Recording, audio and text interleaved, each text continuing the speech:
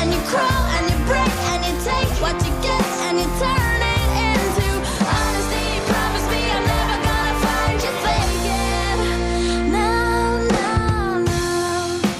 Now, that was a look at your very first video off your very first album called Complicated, which, by the way, I'm so excited to say that she's going to do live for us later on this hour. But right now, how about we go back to the beginning, which wasn't too long ago for you.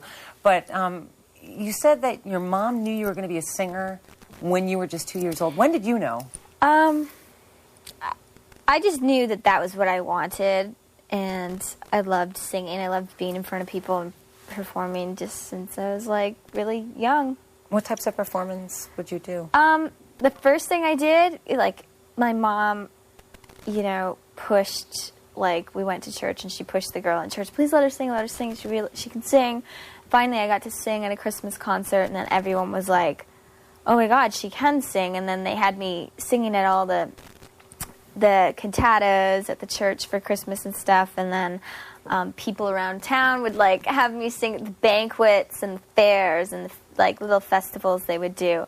Did you ever get paid when you were doing that? I got paid a little bit, a lot of good. it, or I did, like, a contest at a fair. And this is all when I'm, like, 10, like, I'm a kid, you know, Yeah. so my parents are, like, picking my songs for me and, like, telling me how to dress. Aww. And, like, my mom would be like, wear this dress. And I'd be like, no, I don't want to wear a dress.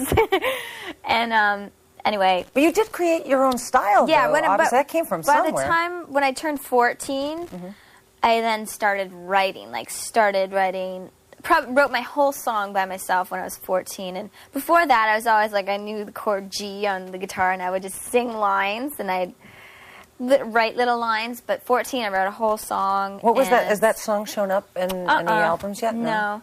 And 15 was when I was 15. I went to New York. And wait, you're going past something, though. You were on stage with Shania Twain. When I was singing. 14, there was also a contest at a radio station to sing with Shania Twain.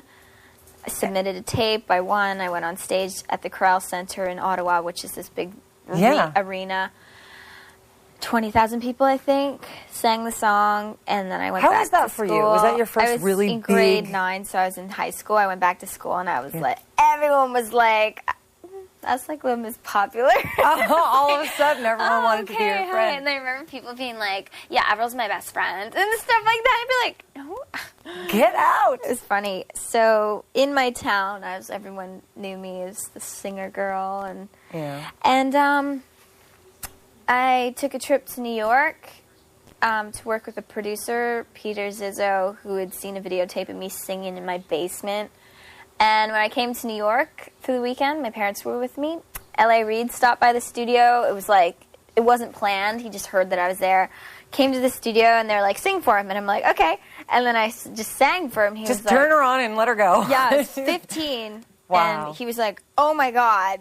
Like, you have a really good voice and you're 15. He's like, you've one of the best voices I've heard. And he was like, I'm signing you. So, like, that, I sang for him. And that day, he's like, that's it. I'm giving you a record deal. And I was like, 15, I'm like, what's a record deal? What is so you didn't really I didn't know anything. I didn't know what a publishing deal was. Or all I knew was, okay, this is really cool. I'm going to make a record. So I moved to New York, left high school, and...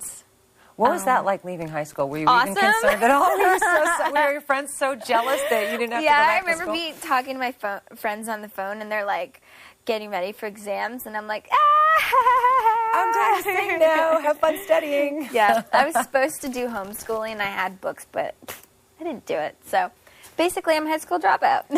Well, you know, it's interesting, though, because even though you're a high school dropout, obviously you're a consummate professional.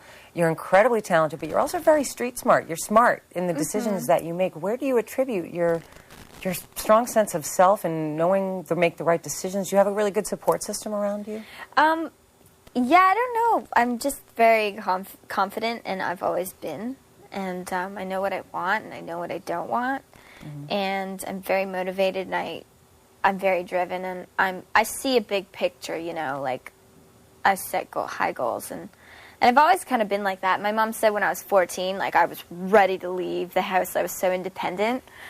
And, yeah, so basically I got signed. I was like 15, 16, started working on my record, and then And then cut to 2002, your record, your first one ever, shoots through the stratosphere. And that's like really lucky because some people, it can take a couple records. It was like my first record, and I had my own sound and style, and I was different from everything and everyone out there. And Complicated blew up, and then Skater Boy, and I'm With You, and my record sold 15 million records, which is really spectacular, and I feel so lucky, and it's been awesome. How did your life change when all that happened? Basically, my life changed in the sense that I'm so busy, and now I live in LA, and everything's just, I do a lot. It's pretty full on, and I mean, the cool thing is, you know, I've grown up really quickly, and I grew up quite quickly, you know, being 17 and thrown into all that, and it caused me to learn a lot. And like you said, I am definitely more street smart than book smart. I'm with you. Life experiences can teach you quite a bit, especially if you're open to them. Do you believe it's true that what you put out there comes back to you? Absolutely. So obviously you've been doing this your whole life. You've already figured out your destiny. I mean, you know where you're going, and I just think that is just so wonderful. I can't wait to learn more about Avril Lavigne when Private Sessions continues, including, by the way, a performance of Skater Boy and the new hit, When You're Gone. So please stay with us. He was a skater boy, she said see you later, boy.